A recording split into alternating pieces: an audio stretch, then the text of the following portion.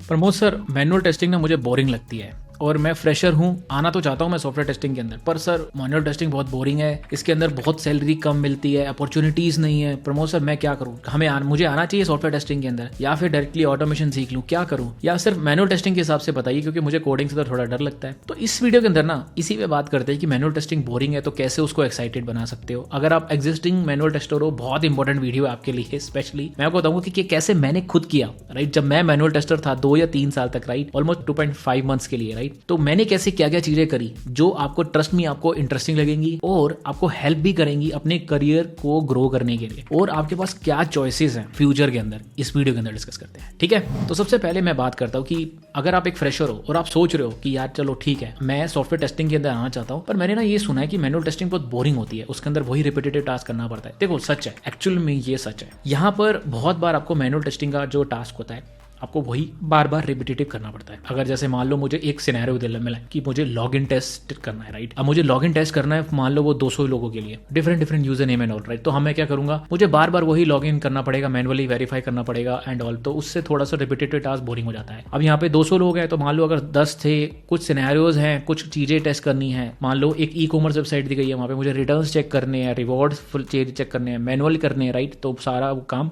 Boring ही होता है। तो उसको ओवरकम करने के लिए मैंने क्या किया स्पेशली, राइट। तो फर्स्ट थिंग जो मैंने सबसे पहले इंपॉर्टेंट चीज करी ना, तो मैं क्या कर रहा था, गोल्डन प्रिंसिपल ऑफ ट्रायंगल जिसको कहा था, गोल्डन ट्रायंगल कहा जाता है, राइट। वो है लर्न डू टीच। तो जो मैं सीख रहा था वो मैं कर रहा था और मैं सिखा रहा था। तभी मैंने अपना सॉफ्टवेयर टेस्टिंग का जो चैनल था, सबसे पहला आपको पता होगा इट्स टेक मोड करके मैंने एक चैनल स्टार्ट किया था, राइट। उसके अंदर सारी चीजें हम डिस्कस करते थे मैनुअल टेस्टिंग और सॉफ्टवेयर टेस्टिंग से रिलेटेड, राइट। वहां पे एक बहुत एडवांटेज मुझे मिला इस ट्रायंगल को यूज करके, जो गोल्डन ट्रायंगल है, राइट। उससे मुझे पता चला कि यस, जो आप सीखो अगर आप उसको करो और उसको आप पढ़ाओ, राइट, तो आपको एक बहुत बड़ी एडवांटेज मिल जाती है, क्योंकि मैं बार बार वही सेम चीज कर रहा था, राइट। तो आप क्या कर सकते हो, अगर आपको जैसे वीडियो बनाना पसंद नहीं है, राइट, तो ठीक है, आप क्या करो, वीडियो की जगह आप ब्लॉग लिखना शुरू कर दो, ब्लॉग स्टार्ट कर दो। ब्लॉग नहीं बना सकते तो अपने पीयर्स के साथ डिस्कशन करो, राइट। कुछ एक्स्ट्रा इनोवेट करो। इनोवेट मतलब है जैसे मैंने क्या करना स्टार्ट कर दिया, मैंने टेम्पलेट्स बनाना स्टार्ट कर दिया, मैंने चेकलिस्ट बनाना स्टार्ट कर दिया ऑलरेडी। मतलब अगर मेरी जगह कोई और बंदा आए तो वो फटाफट चेकलिस्ट को देखकर सीख ले, राइट। तो इससे क्या हुआ, मैंने अपने वर्क को ना एक्साइटेड बना दिया था, लर्निंग्स इंप्रूव कर करके। फिर मैंने धीरे धीरे ट्राई किया, क्या मैं इसको थोड़ा सा ऑटोमेट कर सकता हूँ सिनेरियो, क्या मैं सीख सकता हूँ, क्या सीख सकता हूँ। तो थोड़ा मेरा ऑटोमेशन की तरफ भी जाने लगा। यहाँ पे ना एक बहुत बड़ी एडवांटेज है आप लोगों को मैनुअल टेस्टर स्पेशली, राइट, अगर आप ज्वाइन करते हो, कि आप ऑटोमेशन की तरफ कुछ चीजें सीख सकते हो।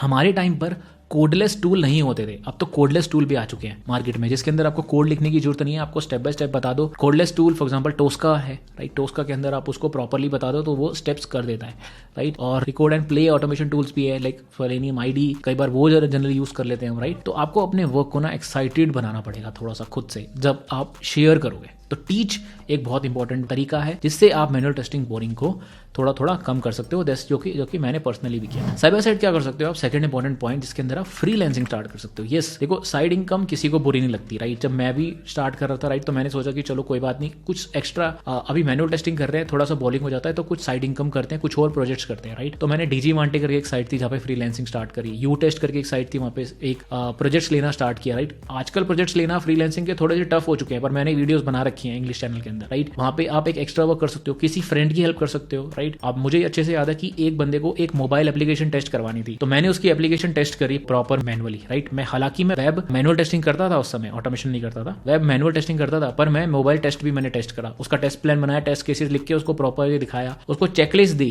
कि अगर कोई नया वर्जन जाएगा तो ये चीजें टेस्ट करनी है, राइट। उससे मुझे एक मैनुअल टेस्टिंग का एक्सपोजर मिल गया। तो नेक्स्ट कंपनी के अंदर मुझे उस चीज से भी बहुत फायदा हुआ इंटरव्यू क्रैक करने में, ठीक है। तो आप एक्स्ट्रा चीजें कर सकते हो, एक्स्ट्रा चीजें करने से आपको ट्रस्ट में, आपको ये मैनुअल टेस्टिंग जो बोरिंग है ना, ये नहीं लगेगा। ये मैंने खुद ट्राई किया है और बहुत वर्क करता है। तीसरी चीज जो आप अच्छे से कर सकते हो ना, आप अच्छी अपॉर्चुनिटी के लिए जाओ। बहुत बार क्या होता है कि हम ऐसे ही छोटे स्टार्टअप्स को ज्वाइन कर लेते हैं। बहुत बार क्या होता है, जैसे फ्रेशर्स और मैनुअल टेस्टर्स एक कम सैलरी पे एक स्टार्टअप को ज्वाइन कर लेते हैं, पर बहुत सारी ऐसी प्रोडक्ट बेस्ड कंपनीज हैं जो मैनुअल टेस्टिंग में भी अच्छा काम कर रही हैं, उनके अच्छे प्रोजेक्ट्स हैं। फॉर एग्जांपल अगर आप ई कॉमर्स में जाओगे, आप प्रोडक्ट बेस्ड कंपनीज में, जैसे बैंकिंग डोमेन में जाओगे, वहां पे चैलेंजेस अलग हैं, वहां पे एनवायरमेंट अलग है, वहां पे ब्राउजर्स अलग हैं, राइट। एक प्रॉपर एक माइंडसेट अलग से मिलता है टेस्ट करने का, तो वो थोड़ा सा बोरिंग से आपको एक अलग माइंडसेट डेफिनेटली मिल जाएगा, राइट। क्योंकि जब मैंने एक अपनी एमएनसी से स्विच किया था, राइट, एक प्रोडक्ट बेस्ड कंपनी, वहां पे मैं मैनुअल टेस्टिंग ही कर रहा था थोड़े टाइम के लिए, पर मैंने चीज देखी कि बहुत माइंडसेट चेंज हो गया मेरा। यहाँ पे करने का तरीका बहुत अलग है, यहाँ पे बहुत चीजें फास्ट जा रही है, यहाँ पे टेस्ट केसेस भी ज्यादा हैं, राइट, यूजर के सेंट्रिक बहुत सोचा जाता है। तो उन चीजों पे मेरा इंप्रूवमेंट हुआ, मेरा माइंडसेट बना। उन चीजों ने मुझे एक्चुअली रेडी किया